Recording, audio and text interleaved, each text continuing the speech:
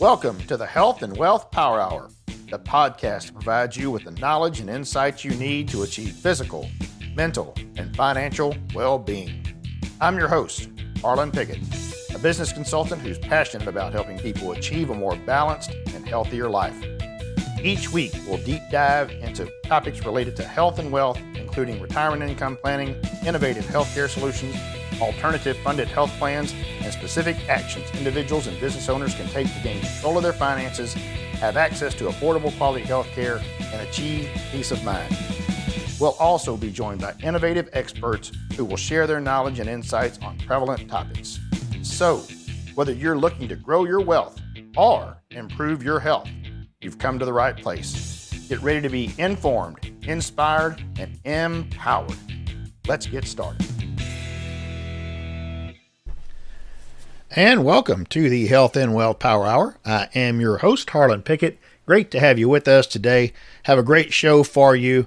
I was blessed a couple of months ago to sit down and speak with Mark Geist, better known as Oz. He is the co-author of the book 13 Hours that was also made into a motion picture. He's going to talk to us about what that experience in Benghazi was really like and some of the projects that he is working on. So look forward to hearing that here in just a few minutes. First thing I want to talk about is a couple of things that are going on right now that really are really neither one of them are very surprising.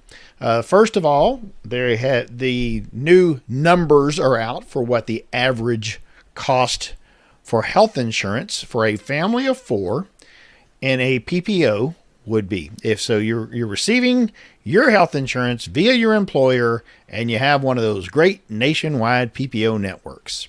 What can you expect the cost of your insurance to be for a year? Well, just your insurance. This is actually not talking about any health care you may receive. Just your insurance will be over $31,000. Yeah. So let's think about that for just a moment, because most people will never even pay close to that. They're not paying that $31,000, but they don't realize in most cases how much it really is, because they may be paying a small portion of that. Maybe they're only paying, say, $5,000 or $6,000 of that. And if that's the case, they have no concept of what their employer is paying for them. I have seen this time and time again where people are just dumbfounded by how much insurance cost when all they've ever had is group insurance, or maybe they have an opportunity for COBRA for the first time ever and they had no idea what the full cost of their plan was. But let's be honest, things are getting ridiculous when you talk about a family of four having an insurance plan that's going to be anywhere close to that cost, $31,000 and up. It's actually, the amount is a little over $31,000, but that is absolutely ridiculous. That is another reason why we've got to take action as those of us that have the ability to show alternative funded plans and alternative design plans to employers and individuals. We've got to take action. There is just no chance that this is going to be able to continue. That leads us directly into the next thing I really want to talk about. And it's kind of been quiet out there regarding this. I was very surprised that we didn't hear a whole lot more about it when it first was dropped. And that is back on May 17th, Senator Bernie Sanders, along with a number of other folks, 14 other senators and 110 folks from the House, reintroduced a bill for Medicare for All. So it's called the Medicare for All Act of 2023. Once again, this would create a federally administered single-payer healthcare system. Not surprising that this is being put out there again, especially when you know with the history of Bernie Sanders and he's a huge advocate for this single-payer system, has been for a number of years. But if you keep looking at what's happening, the huge increase in the cost of these health plans, if you look at the cost of health care, and it's skyrocketing. Obviously, there's a tie between the two of those, between the cost of your insurance and your health care. The two of those continue to raising in price at the same time. It's not a surprise. But if it keeps going down this road, it will most likely not be this bill that is put out there, so the 2023 version of Medicare for All. But it's going to happen. People are going to be fed up with everything that is going on this side, with the huge raising of your premiums and the huge raising in cost of healthcare, and they're going to look for an answer. And those of us that really understand how the healthcare system works, we know that single payer system is not the answer. But folks are going to turn to whatever is offered that may lighten their load, or theoretically lighten their load on what their out-of-pocket cost is for healthcare. Now, there's no doubt that when you look, especially if you're all about the give me some stuff for free generation that's out there, that this bill is going to sound just absolutely outstanding to them, because it's really going to put everyone into a zero cost for Medicare. And so you have no more copays, you have no more deductibles, you have no more premiums. All of your services are free when you go to the doctor. Your hospital treatment would be free, blood work, dental, vision, all of these things you would have no out of pocket for. Now, of course, what they don't talk about is the fact that your taxes are going up so high because something's still got to pay for these things, right? You also may not have access to the best care because many of your providers, the best ones anyway, are going to opt out of a system that pays them so slowly and so poorly. And if you think that the government does a great job of managing a healthcare system, then take a look at the VA and then talk to some folks that have to go through that system and let them give you an idea of what their services are like. I think you're going to realize really quick that the government is not the answer to start handling in our health care. But we are headed down that path if we don't do something to start controlling the cost that are associated with health care. And if we don't do something to that, then we're going to have no reason to see premiums start to go down. There are incredible alternative funded options that are out there. That is one of the things that we do at Eagle Care, is we offer those alternative funded options. Regardless of the size of your group, or even if you're an individual, we have solutions for you. But there is got to be a change. It's just got to be made, or else we're going to find ourselves in a situation where we simply do not want to be, and that is a single payer system where you have to wait weeks, months, if not years to have services done, surgeries done, doctor's visits, all of those things. And once again, you're not going to be able to see some of the top physicians because they're going to opt out of this particular program. Now, one of the things that I do want to mention real quick about this single payer, the Medicare for All 2023, the reason why I don't think this particular bill is going to go anywhere is because of one of the parts of this bill would actually make it illegal for any commercial payers or employers to offer or sell policies that duplicate any of the benefits under the single payer system. So in other words, everything that's out there right now on the health insurance side would all become illegal to offer over about a 4-year period of time. That means no more Medicare supplements, no more Medicare Advantage plans, no more group insurance, no more individual insurance. It would effectively end Obamacare simply because those plans would then be illegal. All of those benefits would be offered through Medicare for All, and therefore there would be no reason to have those options. And once again, they would actually be illegal. Also, no dental plans, no vision plans, no hearing plans. Anything that is included in these benefits, and it is a huge laundry list of benefits that would be offered in this, pretty much anything that you can think of, that would be illegal to have a plan that also covered those services. So I don't think that the insurance companies are going to allow that to happen. They have a whole lot of power in this country. They make a whole lot of money, and their lobby is pretty powerful, as we all know. So it's just very unlikely to me that this bill will even ever see the light of day. It certainly will never make it to the floor to even be voted on. But it just shows you that there's getting more and more support, even from some members of Congress, because those 14 other senators and 110 co-sponsors from the House, that is the largest number of folks that Senator Sanders has ever had co-author one of these, to have that's a record for support. And so I think that it shows us that there is definitely a move underway at that level, at the legislative level, to start getting these ideas more and more out there. So we've got to do something about that, and we've got to do it right now, or else we certainly are on that collision course with the single-payer system. All right, guys, I hope that you enjoy the rest of the show listening to my interview with Mark Geist. And if you have any questions, man, always reach out to us. We'd love to hear from you. You can go, of course, and subscribe to the podcast at hwpowerhour.com, hwpowerhour.com, and reach out to me anytime there on LinkedIn, Harlon Pickett. All right, enjoy. Welcome aboard Health and Wealth Power Hour. Man, what an outstanding show we have for you today. First off, let's go ahead and congratulate the United States Marine Corps on its 247th birthday. It was established in 1775 on this date.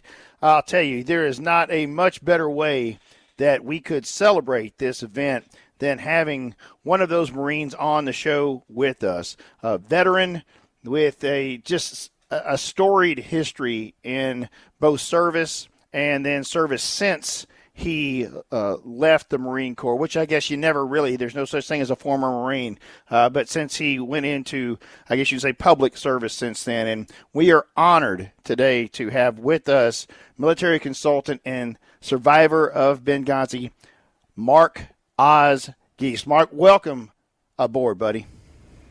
Hey, Harlan, how you doing today? Hey, doing just fine, man. Thank you so much for being on the show with us, and congratulations and happy birthday to you and all your brothers in Marines, man. Hey, Semper Fi, and happy birthday to all those jarheads out there, and thanks for being jarheads. Hey, I tell you what, there's nothing quite like it. I've known a number of Marines over my lifetime, friends, family, and you're just a different breed, brother. You're just a different breed. Yeah, we are. It's what it takes to be a Marine, and to serve this country through thick and thin, no matter what. You have to raise warriors that are a little bit different than the rest of the world.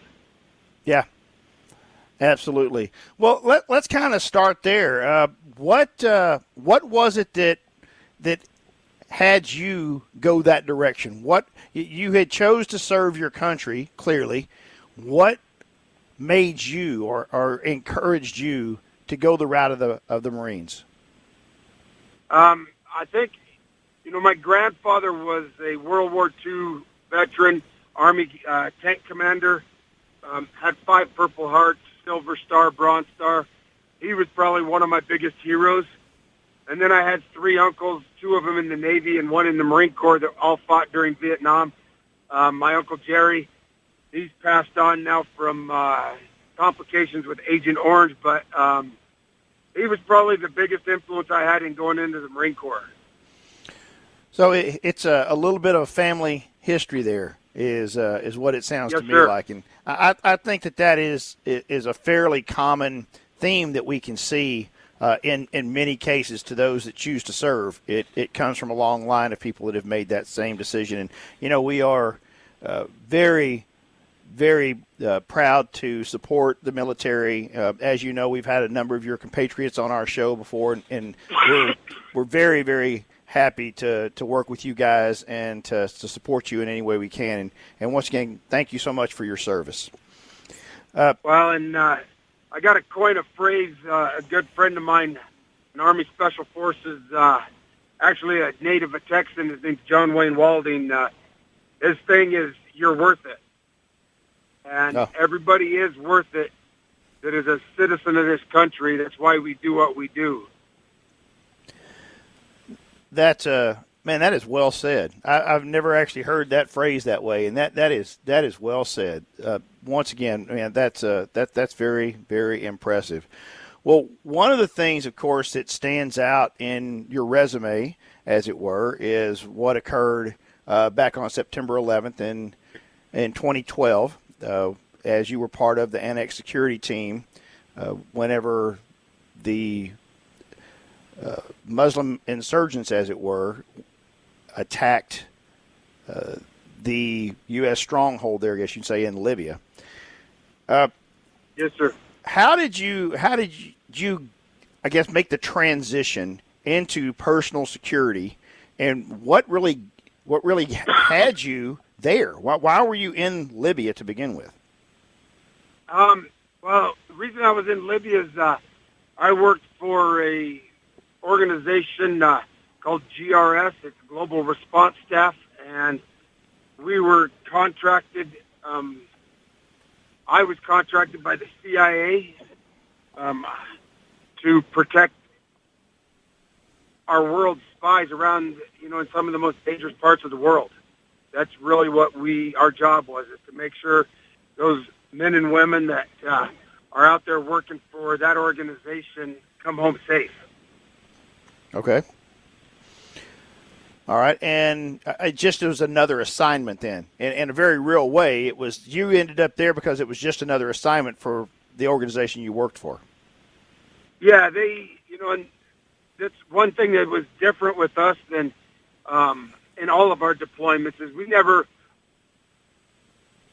worked as a team for like Benghazi. We were all picked to go there for different reasons.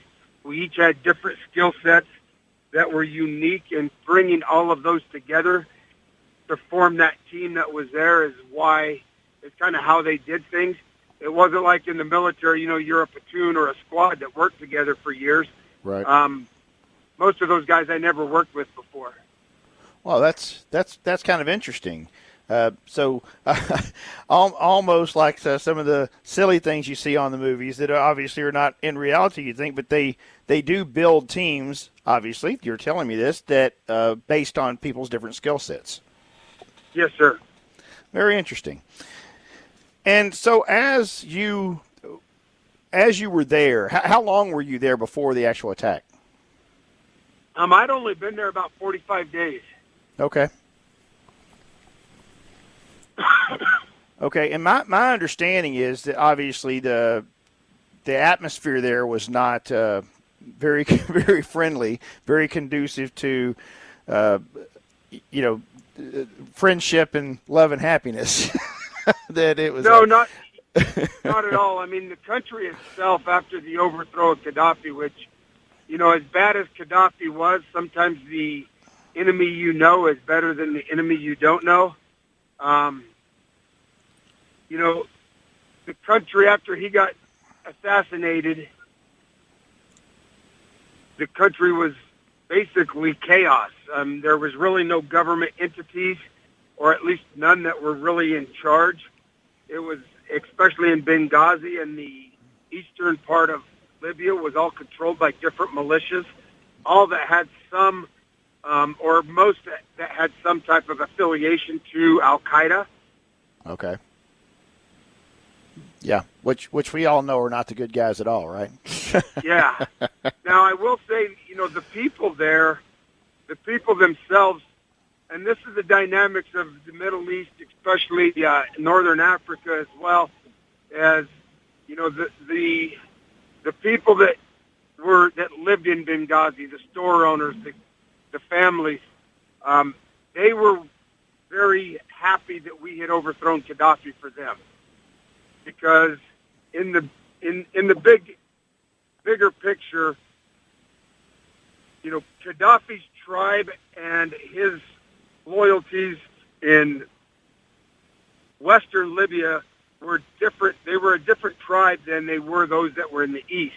Okay. Those that were in the East didn't get along with those in the West, and I guess it was kind of like the North and South back in the 1860s, or maybe similar to what we're seeing now, just not in the violence of it yet, or of it at all, hopefully, right. Is the Democratic and Republican Party.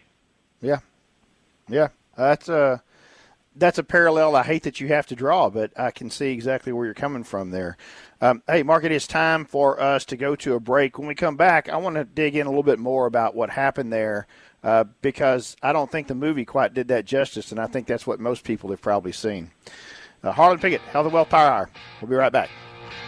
And we are back. Harlon Pickett, Health and Wealth Power Hour. Thank you so much for joining with us today. We are truly honored to have veteran of the Marine Corps, a member of the NX security team back whenever they were in Benghazi, and also he does a lot of that personal security.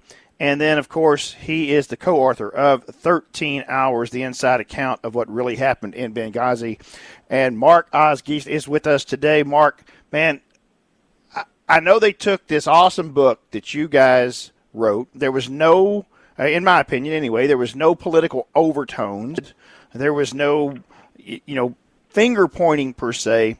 It was, as Joe Friday used to say, just the facts, ma'am. It was what really happened. And, as Hollywood is wont to do, they've got to add a little extra stuff here or there. Maybe you probably didn't need to have any explosions added, but they also added maybe conflicts on the side of the political side that maybe did or didn't happen, but they certainly weren't addressed in the book. What were your thoughts on the movie that was created from your book? All in all, I was very happy with it. One of us was on set for probably 40 out of the 70 days of filming. Okay. It wasn't a documentary.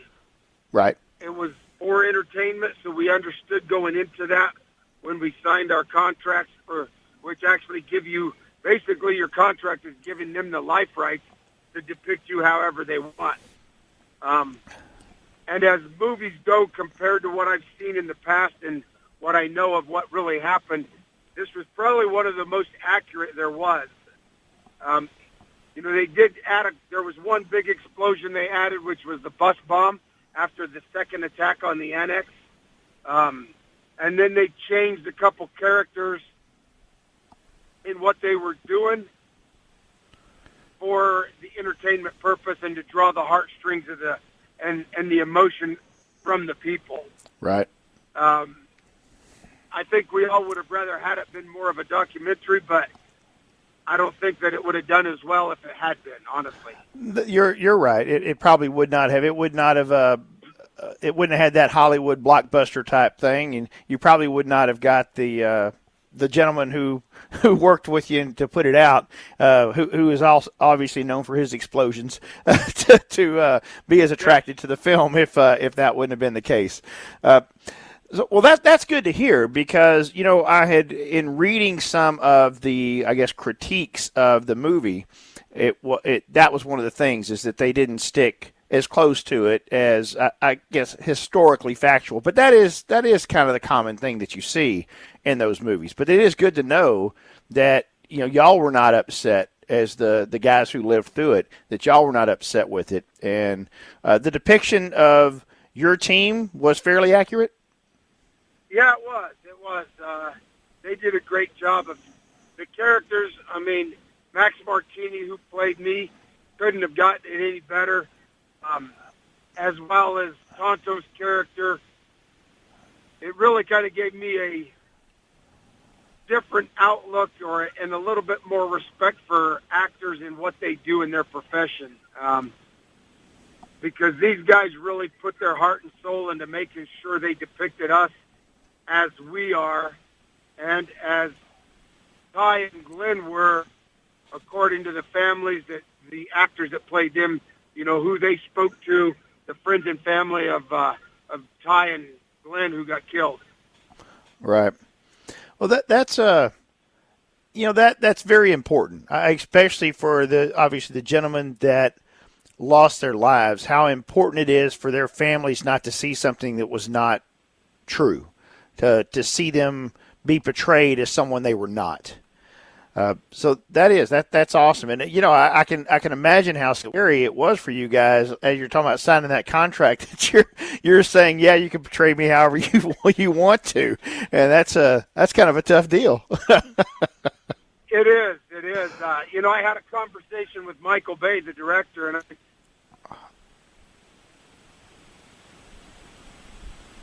I mean, however you want to depict me, but if you did anything that disrespected Ty and Glenn, I was going to beat the living crap out of them. Well, I guess I understand now why he chose to go the route that he did. So, yes, sir. That's awesome, Mark. That is awesome. Hey, I also noticed whenever I was reading about you that you actually became a law enforcement after you served in the Marine Corps. Also, that's the first step that you actually took was into law enforcement. Whenever yes, you left service, I left the service in 1996, and I joined a Delaware County Sheriff's Department here in Colorado and worked there for 3 years. Primarily, my focus was as an investigator, investigating crimes against children and crimes against family, as well as counter-narcotics. And in working through that, what gave you, I guess, really the bug to get into personal security and kind of get back, which obviously then took you back to overseas and in more the kind of situations that you found yourself in battle type situation with the Marines. What drove you to do that? I think it's that sense of service, of being a part of something bigger than yourself, and knowing that this country at that point had been, had taken a black eye, had our nose bloodied a little bit, and as a lot of Americans across the country stepped up, joined the military, I just felt it was better for me to go onto the contracting side, one, financially, and from the deployment status, is I could control more of how long I was gone and when I was home. And because I had started a new family after I'd been divorced for a while. Okay. One of the things you mentioned earlier, and I'm interested to see what your perspective is on this. You had talked about how the locals there in Benghazi were very happy of what had happened. The store owners, the business owners, the people themselves were very happy about Gaddafi losing power. Obviously, the result that happened after that with the militant units and the different groups, the militias that took over, it was not a key thing. But it also, if I'm not mistaken, it actually helped you guys. Whenever y'all were in the process of escaping there, you did receive help from locals, didn't you? It was a local who, excuse me, after they recovered the ambassador's body out of the ashes of the building, that took him to the hospital to try to see if there was anything that the hospital could do to help take care of him and keep him alive. Okay. But he was already deceased. Well, and see, I think that's, our perspective sometime is that happened over there and that everyone was involved and that there were no good guys over there. But obviously, from what you said earlier and what you're saying now, that's just not true. The fact that he was well respected and even loved in that area shows that the people did have respect and certainly wanted you guys to successfully get away and not be killed by the group that was doing that. Yes, sir.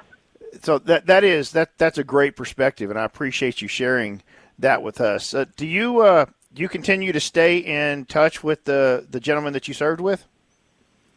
Yeah, we do. It's usually around the anniversary of Benghazi. Every year we touch base. Sometimes more often than not. Just depends on how busy we are because, we all have a public, at least myself, Tig, and Tonto, all three of us have, relatively public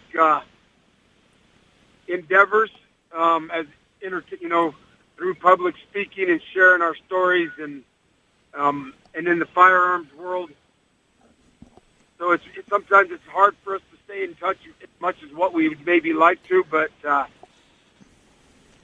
we always, we all know that each other's there and what we all went through, and we'll never forget that. Right. It'll certainly bond you for forever. All right, it is time for another break, Mark. And when we come back, I want to talk about the foundation that you work with now, that you founded, called the Shadow Warriors Project. Very unique, not another one like that out there. Y'all stay tuned. Harlon Pickett, Health and Wealth Power Hour. Be right back.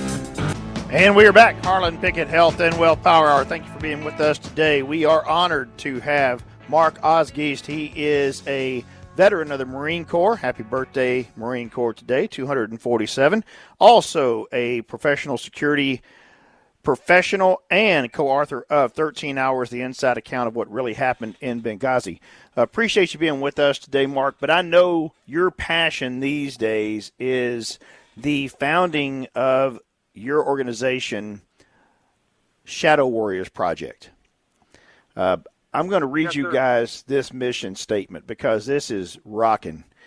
We exist to honor our brothers who are contracted to serve their country silently behind enemy lines and through their heroic and courageous acts have fallen or been injured, and all things bring glory to the God.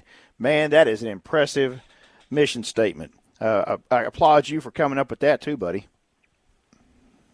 Well, thank you very much. Yeah, it's it's my way of still serving and helping take care of those that are out there on the front lines. Absolutely, and as you mentioned, not just on the front lines, but behind those lines too, and the ones we don't even know about, right? That is true. That is true. We have roughly 273 different diplomatic facilities around the world, and we have military as well as private security contractors and other contractors that that are private citizens that are working at those facilities, and they're putting their lives on the line every day, and we forget about them. No, I think you're exactly right. It's an unusual thing because I really believe that in most cases, once again, we'll go back to Hollywood, that so many times the people that are military contractors, let's put quotations about what that really is, are portrayed very negatively in a lot of your Hollywood movies. And that's not the case. I mean, these are guys that serve their country and continue to serve their country. They're just doing on a contract term instead of in uniform, as it were. Yes, sir. Yeah, they have that same passion of protecting the Constitution, serving this country, and making sure people get to come home safe to their families. And so what all does the Shadow Warriors Project do? I know it's for folks, obviously, that were or their families that were injured or killed, but that injury can take on many different forms, including the mental challenges that can come back from being in those type situations. So what kind of services do you guys provide? You hit the nail on the head, Harlan. There's so many things, and I guess I'll give you an example of myself. I started contracting in 2003 until I was injured in 2012. That was 9 years. I was overseas for 7 of that, away from my family. Now, most of the time it was for 2 or 3 months at a time, and then I was home for a month, go back for a month or another 2 or 3 months, maybe sometimes as much as 5. And that takes a toll on guys and gals, and as well as the family and the kids. And both, there's those, like you said, there's those physical injuries that happen if you're getting blown up or shot or something like that. But more than that is for the operators, it's that time away and dealing with that high level of stress. For the families and the children, it's not knowing when their loved one is going to come home or if he's going to come home, because it's always ever changing, and they don't get that contact and they don't get that blessing and respect like our military does. Yeah, you're right, and they're serving in many ways a more difficult job because, as you had mentioned, they're behind enemy lines so many times, or maybe not in a complete situation like Benghazi was, but the potential is there in many situations for it to turn into something like that. Yes, sir. And they don't necessarily always have, like the military, when they're in a country, that if you call for air support, you're going to have it. If you call for artillery or backup, you're going to have it. When you're working in a country just like we were in Benghazi, Libya, there was no help around. And you have to deal with that. You have to learn how to survive on your own, know how to survive in those type of events. And that also carries over to the family because they know that as well, typically. Right. Yeah, they're not they don't have their head buried in the sand. They know that those dangerous situations can erupt, and that you're kind of on your own, just like you guys were. Go ahead. I was going to say, one of the things we do for that, especially for the mental health and the security and safety of the family back home, is we provide service dogs to our veterans and our veteran contractors and their families. So when a contractor or somebody's overseas, he knows that his family has a dog that is back at home to help protect them, that is there that can help him when he comes home to deal with his stress and anxiety and continue to kind of serve that family in that manner. That's awesome, because that's got to be a concern, right? That's got to be a concern when you're gone, worried about your family, because they're worried about you, and so having that support is got to be incredible. And guys, if you want to go out and check out this website, it is exactly what you would think it would be: shadowwarriorsproject.org, and you can see the mission statement we talked about. You can see the different things where it talks about why they exist, and then also you have the opportunity to support the cause. How many of these folks have y'all been able to help to this point? The exact number is something that we don't really, we can't really release just because of numbers of who is out there, but the number is always growing. Even though the military has stood down in a lot of countries, what we see is our contractors are still working over there. They're still working, like we said, behind the lines, and the families are still suffering and trying to cope with that as well. So every year it becomes more and more, and we just want to do everything we can to make sure that they are honored and taken care of as they deserve. Absolutely. And folks, you can go out there. You can support financially. There is a way to do that right from the website, too.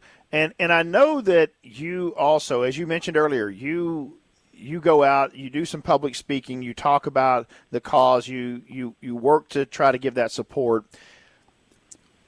Where is the best? Where, if someone said, hey, if I could help Mark get in front of a certain group of people, who would that be?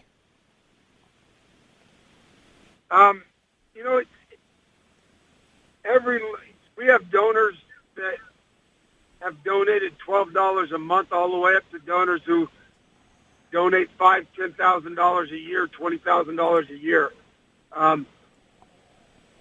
The thing that we need most is getting people to understand who we are, what we do, and how we're out there to help our contractors who are military veterans. The Right. majority of them are either military veterans or law enforcement veterans. And getting that name out there and getting those people, because in numbers is what really matters. A couple thousand people donating $10 a month, $120 a year, that could help put a dog in a family's home. That could help bring between 5 and 10 combat contractors back for our canine therapy course, where we pair. First thing we do is we introduce Geist to Christ. We pair them with a dog to teach them how to manage, and using the dogs to help manage that anxiety and that stress that's in their life, and how to turn to one another and have those support elements that we don't always see because we don't all deploy together or we don't all know each other who are in this field. Right. But you're all still a brotherhood, and that. It sounds to me like the whole point of the Shadow Warriors Project is that you never stop being brothers. You never stop being a brotherhood, and having that support for one another is what the program's really all about. Yes, sir. All right. Well, folks, go out and check out the shadowwarriorproject.org. You also may have a family member or friend that would like to apply for that help, for that program. And there is a way to access that right there on the website, too. Such an honor and blessing to speak with you today. Man, we wish you the best. And I'll be sure to get on here and do my part, too, buddy. Hey, thank you, Harlan, and God bless you. And, you know, we are coming up on the holidays. We do see an increase in suicide and attempted suicide. So each and every one of us needs to pay attention to those who are around us and reach out and let them know that whether they're family or not, whether they're service members or not, that it's worth one more day on this earth to help another person. Absolutely. Well said, sir. Well said. All right. Thanks a lot again, Mark. Take care. Have a blessed day, buddy. And a happy Veterans Day to you tomorrow, too, also, bud. Thank you, and God bless. All right, thanks, guys, for joining us today. Once again, happy birthday, Marine Corps. Happy Veterans Day. Make sure you thank a veteran tomorrow, folks. Harlon Pickett, Health and Wealth Power. We are out.